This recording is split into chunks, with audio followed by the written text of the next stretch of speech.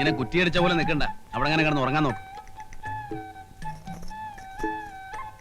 ഇന്നത്തെ രാത്രി ഉറങ്ങാൻ കഴിയോ ചേട്ടാ? എന്നാ തലകുത്തി നിൽക്ക്. എന്തിനാ വിളിക്കണേ? തമാശക്കാരനാണെന്ന് എനിക്ക് ആദ്യം കണ്ടപ്പോഴേ മനസ്സിലായി. ചേട്ടാ, ചേട്ടന്റെ പേര് നാരായണൻ എന്നല്ലേ? എന്റെ പേര് ഓമന.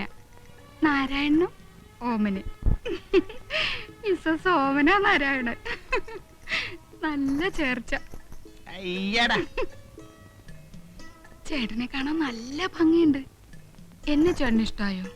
പിന്നെ എനിക്കറിയാം, എന്നെ ആര് കണ്ടാലും ഇഷ്ടപ്പെടും. ഇങ്ങോട്ട് നീങ്ങിയിരിക്കുന്നേ. അവിടെ ഇരുന്നാ മതി. ആദ്യം സംസാരിക്കല്ലേ?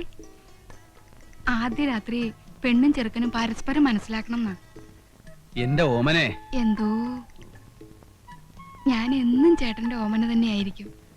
ഒരിക്കൽ കൂടെ വിളിക്കൂ ചേട്ടാ. വലിയ പുലിവാലായല്ലോ. അതെ, എനിക്ക് അങ്ങനെ ഒന്നും വർത്താനം പറഞ്ഞ ശീലമില്ല. ഓർക്കാൻ വരുന്നു. കിടന്നോ.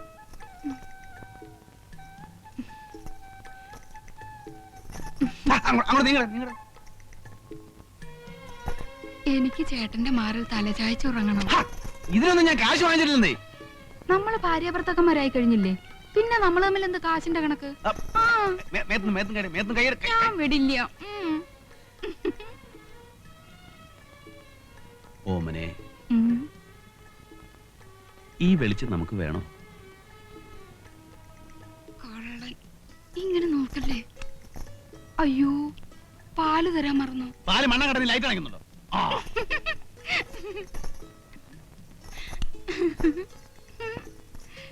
ആദ്യം ലൈറ്റ് അണയ്ക്കണ്ടെന്ന് പറഞ്ഞിട്ട് എന്താ ഒന്നും മിണ്ടാത്തെ? നാരായണേട്ടാ, നാരായണേട്ടാ, ഇതെവിടെ പോയി? നാരായണേട്ടാ, നാരായണേട്ടാ.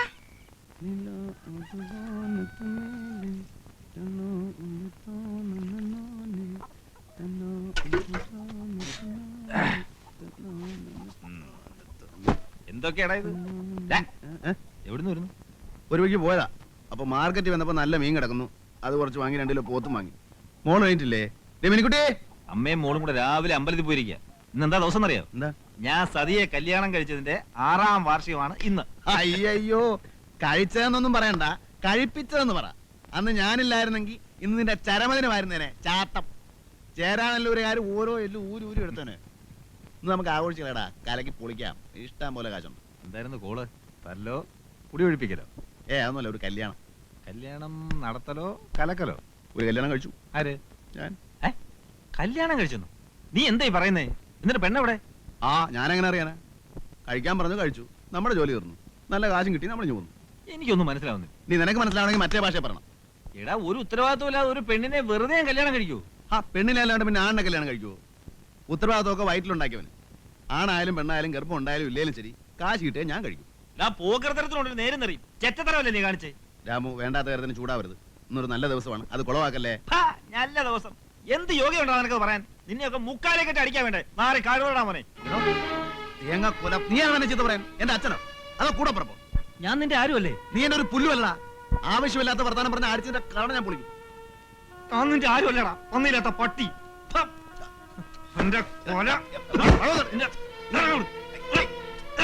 അവന്റെ അമ്മയെ 16 മീൻ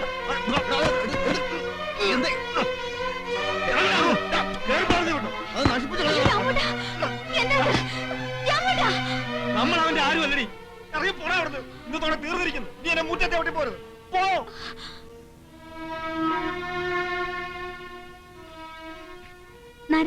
അവൻ എന്തൊക്കെയാണ് രാമോട്ടെ കാണുന്നത്? എനിക്കൊന്നും മനസ്സിലാവില്ല. നീ ഒന്നും മനസ്സിലാക്കണ്ട. അതോ ചോറും കൂട്ടാനും ഉണ്ടാക്കാൻ നോക്ക്. ചെല്ല് ചെല്ല്.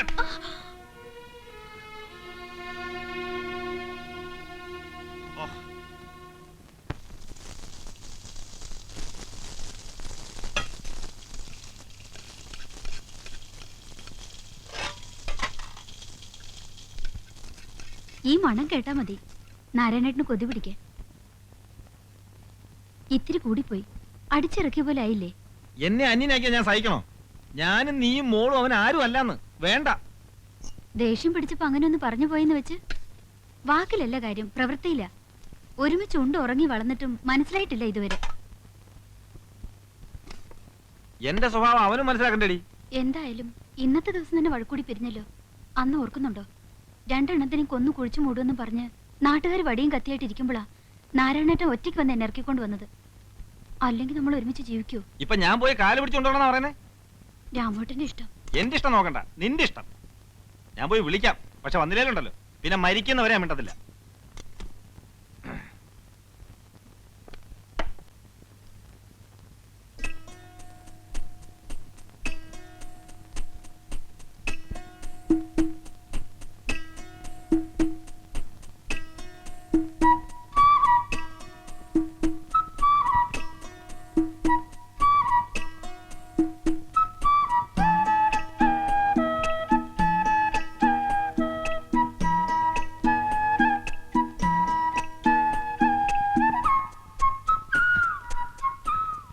ഉള്ളി താളി ചോദിച്ചല്ലേ, നല്ല മണം കിട്ടി. ആ പിന്നെ 2 ഗ്ലാസും കുറച്ച് വെള്ളവും ഇങ്ങെടുത്തു. തൊട്ട് നിൽക്കാൻ എന്തെങ്കിലും കൂടി.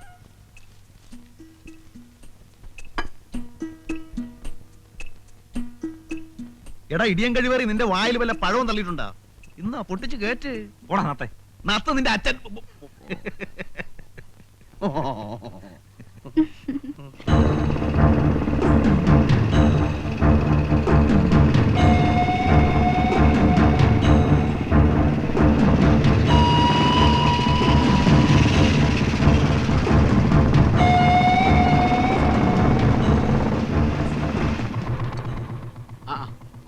ഇങ്ങോട്ടിരിക്കാം.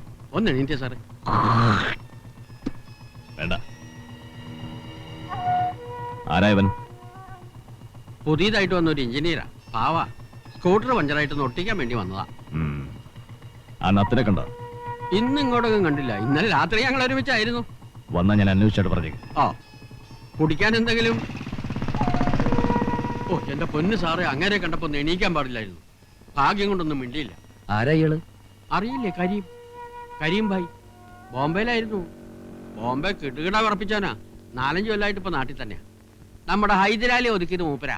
ഹൈദരാലി കേട്ടിട്ടില്ലേ? ഇല്ല. ഇല്ലേ? ഈ രാജ്യം ഭരിച്ചിരുന്ന ഹൈദരാലിയാ. മലബാറിൽ പോയി വെട്ടും തടയൊക്കെ പഠിച്ചു വന്ന ആളാ. എന്താ കാര്യം? കരീം ഭായിയുടെ ഒറ്റ ഇടിയാ. അപ്പ ഛർദിച്ചു 2 ഇടം കഴിച്ചോര. എന്നിട്ട് ആള് മരിച്ചോ? 8ാം പൊക്കം. കേസൊന്നും ഉണ്ടായില്ലേ? എന്ത് കേസ്? കൊല്ലും കൊലയൊക്കെ മൂപ്പരൊക്കെ ഒരു കുട്ടിക്കളിയാ. പക്ഷെ നമ്മുടെ അടുത്തൊക്കെ വളരെ ഡീസന്റാ. ഈ നത്തായിട്ട് എന്താ ബന്ധമെന്നാ ഞാൻ ആലോചിക്കുന്നത്. ആരെയും നത്ത്? ആ വേരാജാവേ, 1 വെച്ചാ 2, 2 വെച്ചാ 4, ആർക്കും വെക്കാം, എവിടെ വെക്കാം. വെച്ചോളി. ക്ലാറിന്റെ കളം കാലിയാണ്. ആ വെച്ചോളി. 50 വെച്ചാ 100 വെച്ചോളി. ക്ലാവറിൽ വെക്കണ്ട, ആറ്റിൽ വെച്ചോ. ക്ലാവർ ചതിയനാ. ഞാൻ പറഞ്ഞു കേട്ടോ, മറ്റേ കാശിഞ്ഞും പോവും. 2 വെച്ചാ 4, ആ 1 വെച്ചാ 2. പൊക്കാൻ പോകുന്നു. പൊക്കുന്നു. 1 2 3 ആ കമ്പനിക്ക് കള്ളക്കളി കളിച്ച് കാശ് പിടുങ്ങുന്ന പന്നി. എന്റെ 300 രൂപ നീ പിടുങ്ങി. നിന്റെ കള്ളക്കളി നീ അവസാനിപ്പിക്കടാ പട്ടി. നാരായണ ചതിക്കരുത്, പാവാണ്. പോയിക്കോ. ഒന്ന് പറഞ്ഞ കത്തി 2ാമത് കുത്ത്. അതാണ് നത്ത്.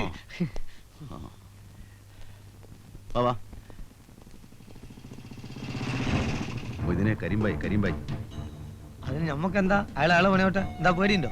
ഏയ്, നമ്മളെന്തിനാ പഠിക്കുന്നത്? പോവാ. എടാ നത്തേ, എന്തോ ഇവിടെ വാ. ചെല്ല്. ആ വിളിക്കണേ. നീ കൂടെ വാ. ഞാൻ എന്തിനാണ് നിങ്ങളെ മുമ്പിൽ സംസാരിക്കുന്നിടത്ത്? ചെല്ലേന്ന്. ഇവിടെ വരാനല്ലേ പറഞ്ഞ?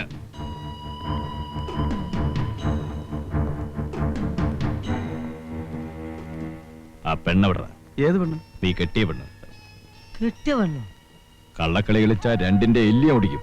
നിങ്ങളൊക്കെ എങ്ങോട്ട് പോകുന്നു, എന്ത് ചെയ്യുന്നു എന്നൊക്കെ കരിമിനറിയാം. എവിടാ അവള്?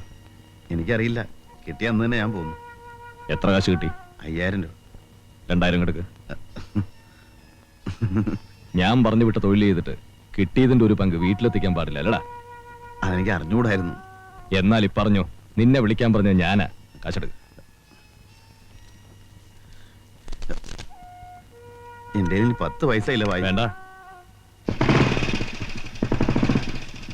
പെണ്ണ് കെട്ടിട്ട് ഒരു വാക്ക് മുണ്ടിയില്ലല്ലേ പായ. പോയിട്ട് കൂട്ടിക്കൊണ്ടേ. നമ്മളെ ശാന്തമ്മയുടെ കൂടെ താമസിപ്പിച്ചാൽ എന്താ കാശ്? ഞാൻ പോവാണ്, എനിക്ക് ഓട്ടുണ്ട്. നിനക്ക് ഓട്ടം ഉണ്ടാവുമല്ലോ, കാശ് തീർന്നല്ലോ.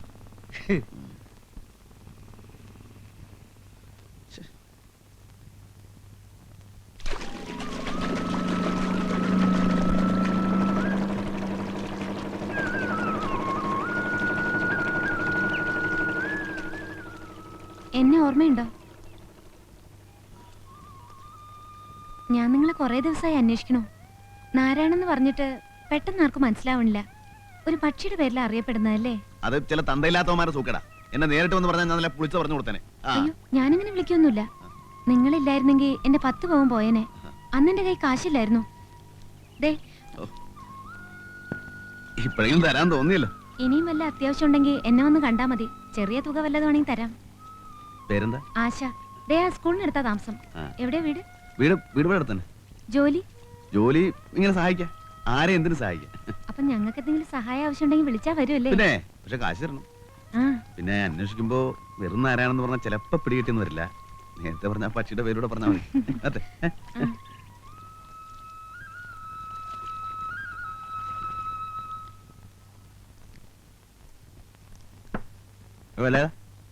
ഒരു പ്ലേറ്റ് ഇറച്ചും കൂടെ ഇങ്ങനെ എടുത്തേ. ഇത് എത്രാമത്തേടാ നാരായണ? തനിക്ക് മുടക്കൊന്നുമില്ലല്ലോ. എന്നാലും ഒരു മര്യാദ വേണ്ട. ആ കഴിക്കട്ട് പയലിച്ചേട്ടാ, ഒറ്റ തടിയല്ലേ. എടാ നാരായണ, നിന്നെ അന്വേഷിച്ച ഒരാൾ വന്നിരിക്കണേ. കാരണം ആരാണെന്ന്? നീ ആള് കാഞ്ഞ വിത്താണല്ലോടാ. ഞങ്ങളെ ഒന്ന് അറിയിക്കാൻ നീ കാര്യം ഒപ്പിച്ചോളഞ്ഞല്ലേ. ദേ, ഇവിടെ ഉണ്ടിട്ടാ.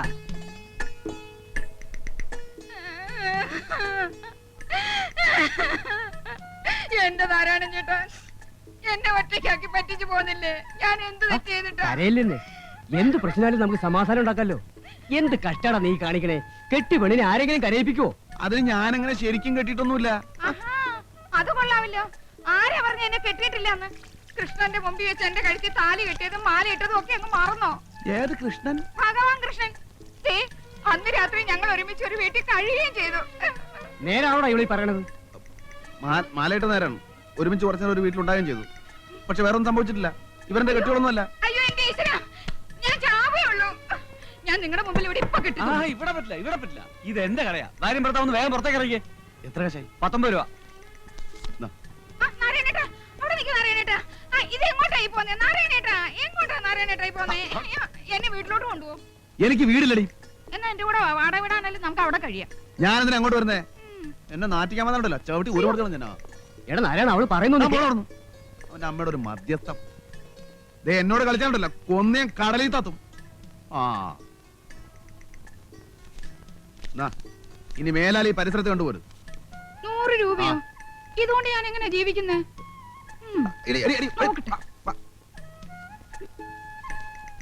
ഞാൻ പോട്ടെ, എന്നെ മറക്കരുത്.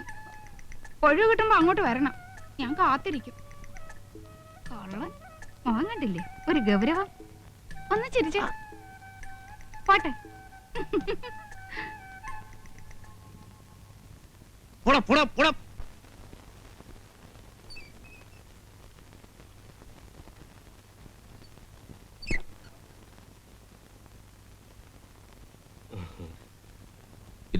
ഞാൻ നിന്നോളാം സാർ. നിൽക്കാനാണെങ്കിൽ പുറത്തു പോയി നിൽക്കാം. എന്നെ കണ്ട് സംസാരിക്കാനാണ് വന്നെങ്കിലും ഇവിടെ ഇരിക്കാം. എന്താ കാര്യം? നമ്മുടെ ബില്ല് മാസം 1 ഞാൻ കൊണ്ട് നടക്കാൻ തുടങ്ങിയിട്ട്. ഈ ആയുസ് മുഴുവൻ നടന്നാലും ഞാൻ ഒപ്പിട്ടത് പാസ്സാവാൻ പോകുന്നില്ല. ഞാൻ പറഞ്ഞില്ലേ നിങ്ങളോട്, കള്ളപ്പണിക്ക് കൂട്ടുവെക്കാനെ കിട്ടില്ല. അയ്യോ, ഞങ്ങൾ കള്ളപ്പണിയൊന്നും ചെയ്യാറില്ല സാർ. വളരെ സത്യസന്ധമായിട്ട് പണി നടത്തുന്ന കമ്പനിയാണ് ഞങ്ങളുടെ. ഞാൻ കേട്ടിട്ടുണ്ട്, പണ്ട് 1,00,000 വീടുകളുടെ ഈ ജില്ലയിലെ മുഴുവൻ കോൺട്രാക്ട് നിങ്ങൾക്കായിരുന്നില്ലേ? അതെ. അതിൽ ഇടിഞ്ഞു വീഴാത്ത ഏതെങ്കിലും ഒരു വീട് ബാക്കിയുണ്ടോ? അത് പ്രതികൂലമായ കാലാവസ്ഥയില് കാറ്റിലും മഴയിലും ഞാൻ കാല് പിടിക്കാം സാർ. അപ്പൊ കാറ്റും മഴയും വെയിലും ഒന്നും ഇല്ലാത്ത സ്ഥലത്ത് വേണം വീട് വെക്കാൻ, അല്ലേ? അങ്ങനെയല്ല. ഈ കോൺട്രാക്ട് ഞാൻ പറഞ്ഞ പോലെ തന്നെ നടക്കണം. അത് മഴയത്ത് മണ്ണാങ്കട്ട പോലെ അലിഞ്ഞു പോരുത്, കാറ്റത്ത് കരിയില പോലെ പറന്നും പോരുത്. മനസ്സിലായോ? മനസ്സിലായി. ഇനിയുള്ള പണി സാറ് പറയുന്ന പോലെ ചെയ്തോളാം. ഇപ്പൊ പണിതെടുത്തോളം പൊളിച്ചു പണിയണമെന്ന് പറഞ്ഞാൽ ഞങ്ങൾ കുത്തുപാലെടുക്കും സാർ. അത് നിങ്ങളുടെ കാര്യം. പക്ഷെ ബില്ല് ഞാൻ ഒപ്പിടണമെങ്കിൽ അതൊക്കെ ചെയ്തേ പറ്റൂ. ഇത്തിരി മനുഷ്യത്വം കാണിക്കണം സാർ. മനുഷ്യത്വമാണ് ഞാനിപ്പോ കാണിക്കുന്നത്. ഒരാഴ്ചക്കുള്ളിൽ കള്ളപ്പണിയൊക്കെ അഴിച്ചുപെടുന്നില്ലെങ്കിൽ ഞാനതിൽ ഒബ്ജക്ഷൻ നോട്ട് ചെയ്തു. അതിന്റെ ബുദ്ധിമുട്ട് അറിയാലോ അല്ലേ? എന്നാ പോണം. ഓടോ.